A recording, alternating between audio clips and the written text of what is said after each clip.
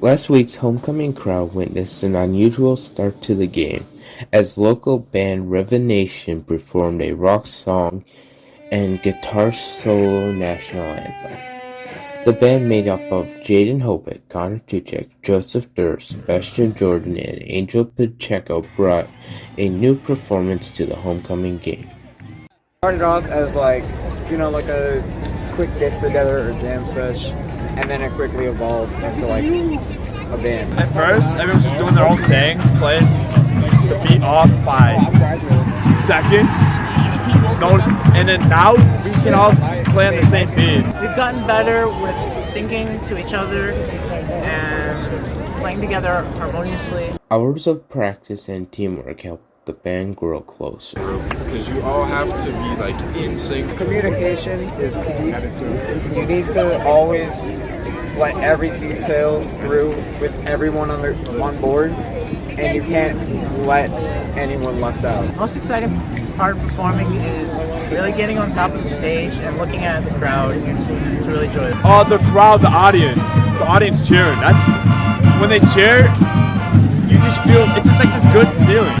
This journey of improvement as a group and as individuals ultimately resulted in them getting the opportunity to perform in front of the biggest crowd so far at the homecoming game. It was huge. I didn't believe it at first. It was actually my girlfriend's idea. She suggested I email Mr. Walker, which is the band director, and then he actually put me in for an interview, and then we were able to figure out something, and then we were able to play.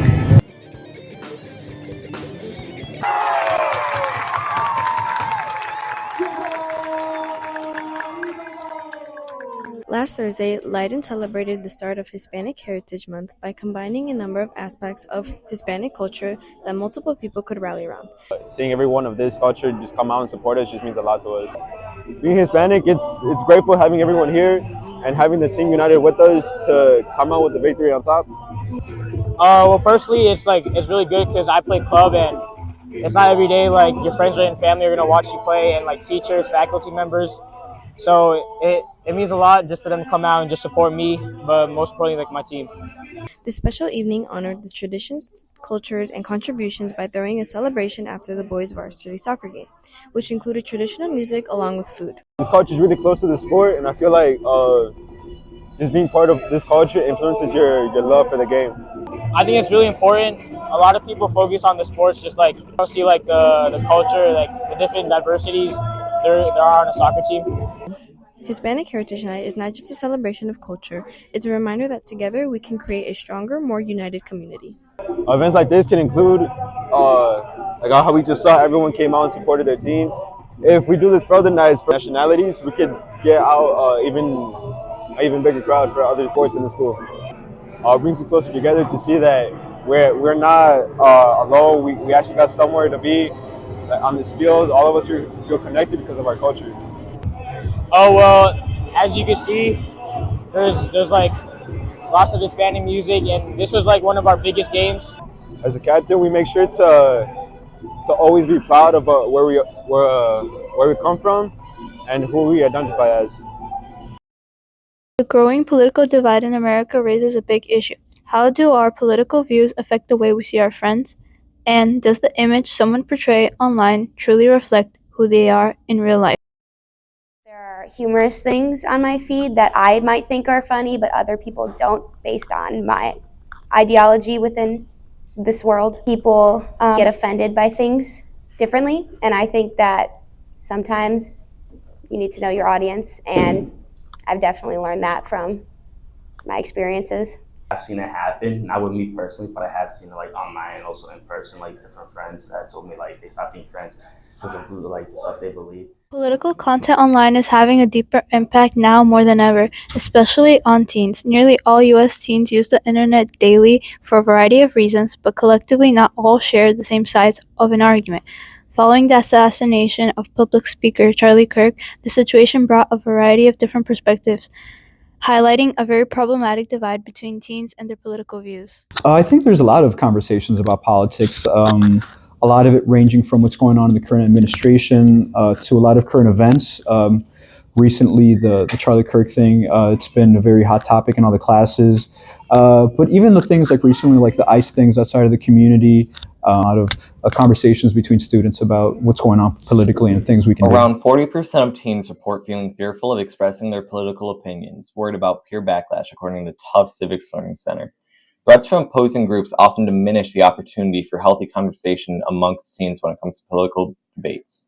Often, teens prefer to end friendships, creating an endless echo chamber of friendships that fail to educate and understand other perspectives. Social media, I think it's affecting people's opinions, and I think that leads to tensions within conversations because sometimes there are things out there that are just absolutely not true that may side with one ideology, and I think that being not true, you're spreading false information, and it's just like it goes crazy from there. Teens are working hard to promote healthy discourse among their peers. One example is Youth for Common Sense, a nonprofit education fund that helps students form clubs where debate can happen in a safe and productive way.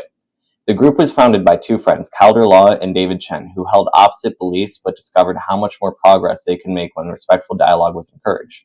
Inspired by that experience, they now strive to bring the same opportunity to students across the nation. This idea of learning to work together is also something teachers actively reinforce in their classrooms. One of the great things about America is that we're not all the same. We're all different. But one thing is that for the most part, we found compromise. For the most part, we've all come together. We live in a country of many different nations, many different creeds, and we all, for the most part, live in relative peace. A relationship should not be determined on the basis of political ideology or ideology in general, but more so on like a deep and raw connection within each other. About politics and social media like that, you can always talk to your counselors, some like a trusted adult at the school. But honestly, besides that, the only advice I would really give is honestly, first of all, if you were like to stop anything because like with a friend because of social media or politics, my first thing would be you talk to them, obviously, because like you got to see their point of view as well. Although students may not see eye to eye, it is important to have civil conversations about these topics. In a time when politics often divide, schools should be a place for respectful dialogue, open minds, and shared learning. This has been Eric Blomquist and Nevena Doncheva for the Eagle Update.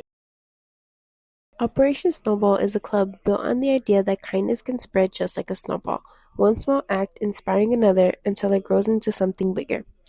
As the fall season settles in, with leaves changing and Halloween right around the corner, Operation Snowball is keeping that spirit alive in a special way. I hope that we sort of encourage and spread the vibe that Snowball and Leyden in general is just like a really kind place. This week, Operation Snowball is hosting a costume drive to give back to the community. If you got old costumes tucked away at home, you can drop them off in the donation bin located in the library. The costume drive, I feel like, is a very important cause because there's a bunch of families that live in many different neighborhoods that don't necessarily have the funds or the time or just like the ability to be able to get a costume for their child, and there's a bunch of kids who can't really enjoy the holiday. Did you know the average Halloween costume costs around $40 or more? And most of the time it's only worn once before being tucked away or thrown out. Stores like Spirit Halloween can get especially costly, and for many families, buying a brand new costume every year just isn't possible. Obviously, like, costumes are great, like the little like Spirit Halloween packages, but even just like a headband or like a pair of like wings, you know, from like dress up for anything really is great because that can be repurposed to making like bigger costumes with like other props and stuff, you know. In addition, the club is partnering with the Park District to distribute the donated costumes. A designated table will be set up where families can stop by and pick out costumes. Any remaining items not taken will be then donated to local thrift stores, ensuring that every costume is put to good use. I hope they feel happy and just sort of like really grateful that they're receiving something so that their kids can celebrate. By donating your gently used costumes, you're giving kids the chance to enjoy the season while also helping families save money and spreading kindness in the process.